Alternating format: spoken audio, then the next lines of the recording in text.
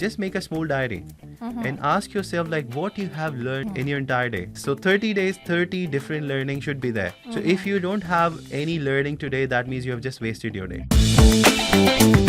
अस्सलाम वालेकुम वरहमतुल्लाहि वबरकातुहू। मैं हूँ नाज़िया FM 107 से and welcome to the show called career compass navigating the future. दोस्तों, आज का हमारा एपिसोड बेहद ख़ास है क्योंकि हमारे बीच एक बेहद ख़ास मेहमान मौजूद हैं और आज हम बात करने वाले हैं बिजनेस मैनेजमेंट पे और साथ ही किस तरह से जो ट्रेंड्स हैं इस फील्ड में तेज़ी से बढ़ रहे हैं। हमारे बीच मौजूद हैं doctor Junaid Khan. So we would love to welcome you. How you doing? Thank you so much for inviting me. Assalamu alaikum everyone, and it's a great honor that I'm here, and then I'm enjoying Qatar very much. And the way Qatar is developing, it's a very good thing, and especially in the education sector, I've seen Qatar is doing very well, and I can see a very better future for the students here. Exactly. Since we know that you are the youngest professor, okay, so tell me what motivated you actually pursue your career in academia? It started basically when I was a student, and then the way I used to see the lecturers and then my tutors, the way they used to teach, and then the way they used to motivate me all the time. And then from that day, I decided that one day I want to see myself there, and then I want to really make a difference, that I want to become a person who's making a difference in someone's life. And then also becoming youngest lecturer was one of my dream as well.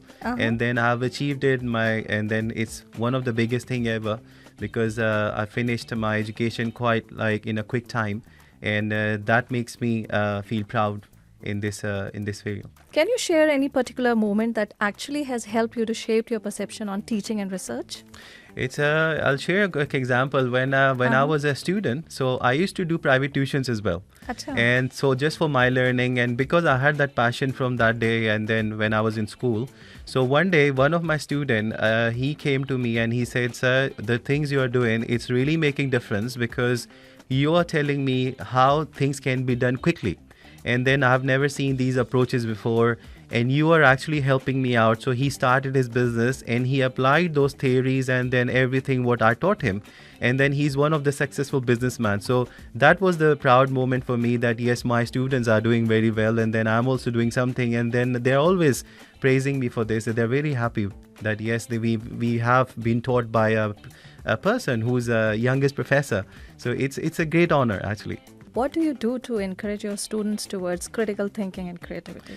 I think this is the next thing now coming in, and it's taking over not just the education sector, but I believe like it's taking over the entire world, even into the banking industry, into HR, into finance, everywhere AI is just taking over.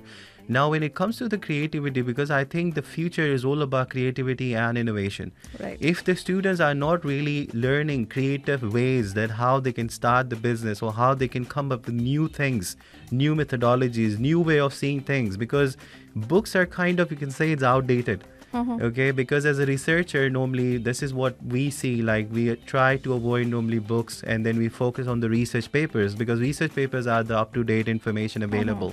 But obviously books are also plays a role of a foundation as well. But the thing is, if you come up with creativity, now the question is how to bring that creativity in the classroom. So the best thing what I have seen, what we are doing at the moment in our university, we are trying to arrange guest lecturer from the professional industries. Because obviously we can, as a lecturer, as a teacher, what we can do is we can just show the students what the book is saying, what the concepts are saying. But if you really want to get that creative idea, then you need the people who really working in the industry.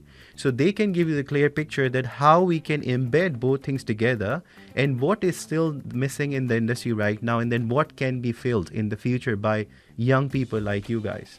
So this Great. is, I think, it's really important, arranging guest lecturers from the professional industries. So how can students actually cultivate the intrinsic, motivation to learn and to excel? Intrinsic motivation, again, it's always a big question when we are also, when we are having the mentorship program, we're always asking students, because we see many examples where students are not sure what they really want to do.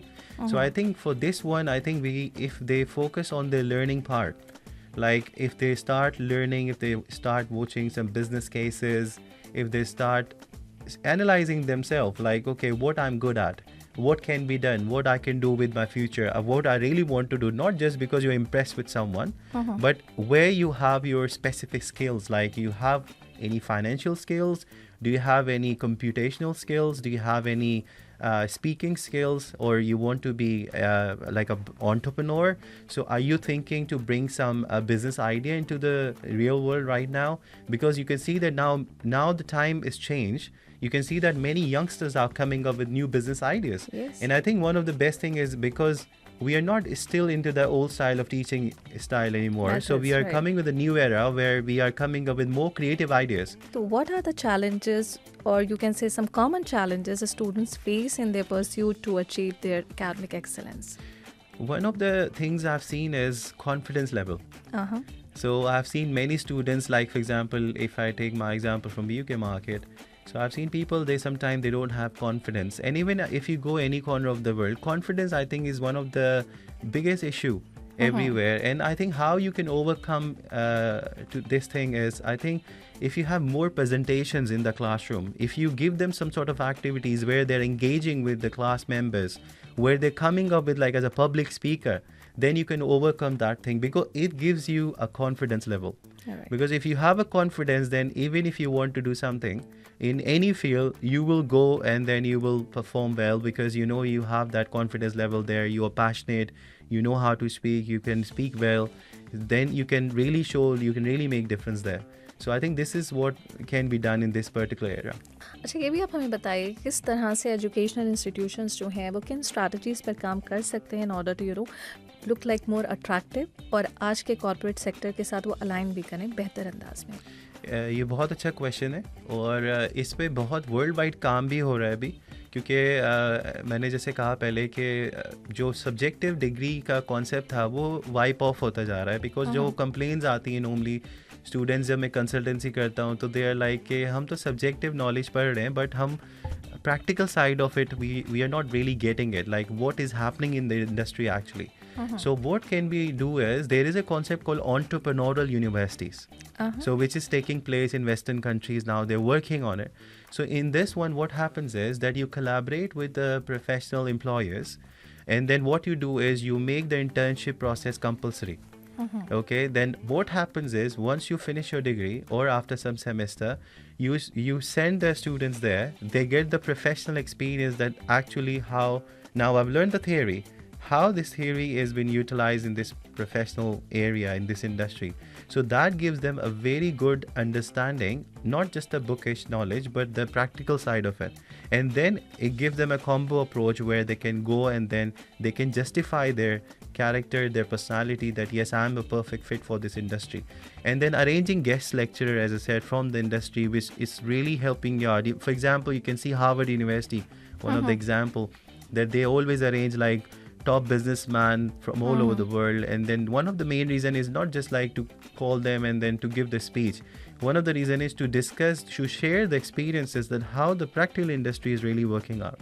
So that is, I think, is a very good concept if the Entrepreneurial University concept comes in. What roles are available for the business graduate apart from this HR, marketing and finance? So they can, because see, business is one of the, I think it's the universal degree, what I believe, because it opens all the doors for you. Because if you're a scientist, you can just go in the scientist area. If you're an engineer, you can just go in the engineering. If you're a, let's say, a software engineer, again, you can go in just that. But if you're a business student, okay, so business student is actually studying everything. Because if you see in a university, when you're studying business, you study all the modules, and then it gives you all the knowledge, whether it's marketing, HR, finance, or any other field. Now what is happening in the future, because you've just asked me like what are the other options they have in the future. Now every single degree is changing to data analytics. Okay, so data analytics is the next thing in the future. Okay, now whether you're doing digital marketing, we need data analytics. If you're doing HR, we need data analytics. If we are doing finance, we need analytics again. If we are doing human resource management, so we still again need a data analytics. Now what is data analytics? Now this is another question. Normally people think, oh, data analytics means I have to deal with IT sort of stuff. So it's not IT sort of stuff. So it's, again, you're working, but you're working on software. Okay, because we are moving rapidly towards era with full of technology. So everything will be done using softwares. So they will be having all these data scientists, data analytics, data engineer, and you can still work with the business degree there because you are controlling the business using a software and using an AI mind, which is helping you out to excel the performance. Great, perfect. बहुत ही अच्छा जवाब. Okay, how do you see the role of this continuous professional development helping in bridging the gap between the training and skills?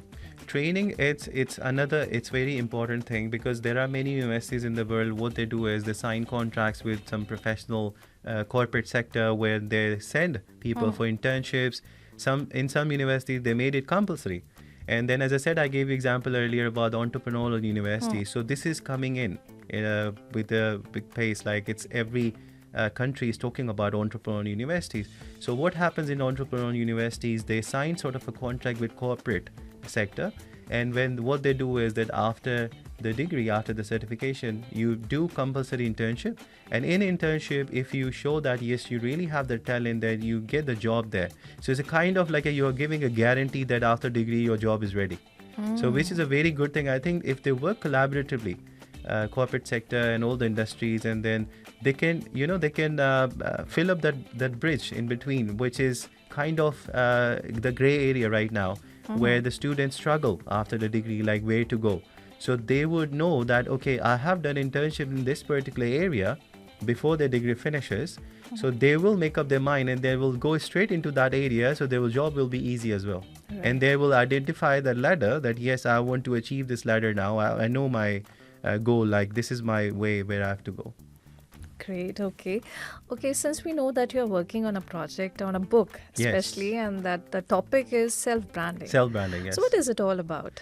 So self-branding it's again like, because I do a lot of consultancy, and then I found like students are still not clear what they want to do. I found many students, they are just off the track, or they are not motivated, or they're not very clear that what they really want to do with their career, with their future.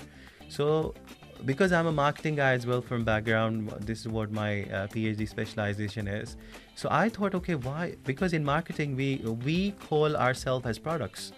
Okay, so self-branding is all about how you can portray yourself as a product in the interview when you're actually going in the industry, because most of the people fail the interview. When sometimes they get to the interview stage, they're not really good with presenting themselves, presenting their skills, presenting themselves as a brand. So if you do, like, there are many strategies I'm working on which will help the young generation, coming generation, Gen Beta especially, Gen Alpha, that how to design yourself, how to fulfill those needs, what the employers are actually looking for, and how to come up with a strategy which ends you up in getting a very good job in the professional sector. Okay, Junaid, how would you like to conclude this topic? So I would just say again all over, like, be creative. It's for the students, like for the young generation, for the coming generation. I think if they spend more time, like I always ask my student, like, how many hours you're spending on social media. Like, I'm not against social media. It's a good thing. Like, it gives you a lot of knowledge as well. But then the main thing is it a credible knowledge? That's the main thing. And then what you're doing for yourself. Every day, I always ask my student, like, just make a small diary and ask yourself, like, what you have learned today in your entire day. On daily basis. On daily basis, yes. So 30 days, 30 different learning should be there. So if you don't have any learning today, that means you have just wasted your day. So this is my advice, that make a small diary and try to learn new thing, a new knowledge, a skill maybe, or maybe a new approach, a new strategy, and just make a note of it. So you can reflect back, and then you can see, okay, this is the thing I've learned.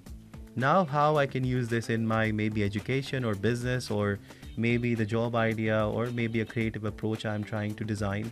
So this is what the advice would be. Fantastic. Thank you so very much for giving us your time and sharing such valuable insights. Thank you so much. I'm very happy. And then thank you so much again. Thank you Qatar Pleasure. Again for giving me this opportunity, and then for giving me this time as well. And thank you all as well. Thank you so much. Thank you. Really, we are looking forward to seeing you again soon. Thank you so much. Thank you. Thank you.